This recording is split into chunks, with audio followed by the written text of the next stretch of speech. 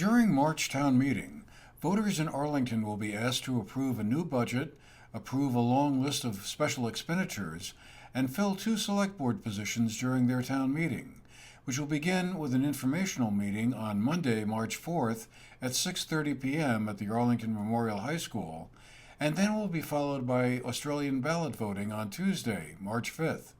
The polls will be open from 10 a.m. to 7 p.m. The voting will also be held at the Arlington Memorial High School Gymnasium. One of the articles voters will decide on during the Australian ballot voting is whether to appoint a town treasurer rather than electing one. They will also be asked to decide on whether to spend $100,000 towards refurbishing fire trucks, $50,000 towards refurbishing or repairing the town's highway trucks, and $30,000 towards improvements to the town's bridges and culverts, which are just a few of the 35 articles on the ballot.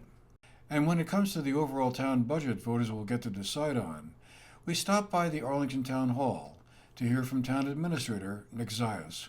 So we're looking at a just shy of $1.7 million budget, or million tax dollar budget. Well, $1.946 million. But that doesn't really paint the full picture. It is a year where we faced some really surprising challenges, but it's also one where we know that we will be able to address the town's needs without raising taxes this year. 2023 was a year where we received some unexpected, right now, one-off revenues and made some very judicious spending decisions to make sure that we would be able to live within our means right now. So we come into the year with a substantial surplus that will return a substantial amount of money to taxpayers, but the costs continue to rise despite without being pressured by wages this year. Healthcare costs are up about 10%. Other costs are going up, including costs for fire trucks.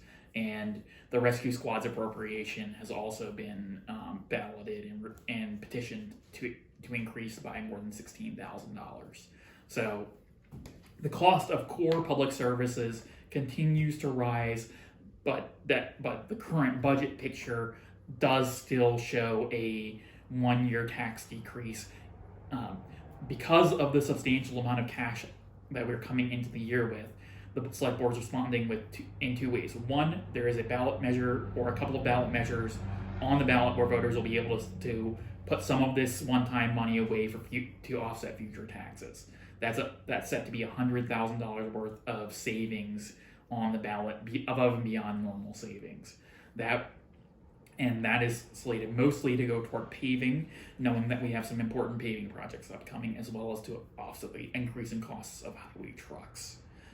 On the ballot is also a $15,000 increase in the cost of fire trucks each year. After seeing current fire truck prices, we've increased the fire truck sinking fund by $15,000 this year, and seeing that what were sometimes $400,000 machines are now becoming $600,000 machines, and we can't afford to not be providing appropriate aged fire trucks to make sure that when we go to fight a fire at your home, that truck starts, that truck holds its water, that truck holds its air, and is able to do its job. So the tax rate is set to decrease this year, but it will not continue to be at this lower level into the future. But for budget year 2024, we will be reporting exactly as we told voters to expect, an overall tax rate decline, at least on a one-time basis, even assuming that this $100,000 in balloted measures above and beyond normal go through. So there are these 2 articles above and beyond of disposing of some of the highway surplus, the $100,000 in highway surplus, but there's also 2 structure of government articles that are going to be on the ballot. Those are moving the treasurer to an appointed status, exactly as was proposed to voters and narrowly defeated a few years ago. But also this time, a proposal to move the lister's office to be, instead of being an elected lister's office, moving to a hired assessor's office. That would provide for a professional person that can pull from a broader pool of people to provide those assessing services for us, either at a similar cost or a slightly increased cost, but certainly with greater oversight and greater accountability to taxpayers. And I know this is more of a school district question, but the common level of appraisal I noticed for Arlington is roughly 80% or so, which means that that pushes upward pressure on school tax. Yes, school rates. taxes will be going up almost certainly, but that common level of appraisal number does mean that we will have to reappraise this year. So we will. So look for updates on that as we move forward, but we will certainly be moving forward on a reappraisal this year to make sure that, or as is legally mandated. We were at 86% last year, now we're down to 80%. So we are below the magic number that requires a reappraisal, and that certainly will, when appraisals are back to about 100% of the common level appraisal after this process, in the future we can certainly expect general appraisals on homes will go up. The actual tax rates will go down in step with that, but the overall burden of government will remain the same or continue to grow as the underlying costs of running the government do not change.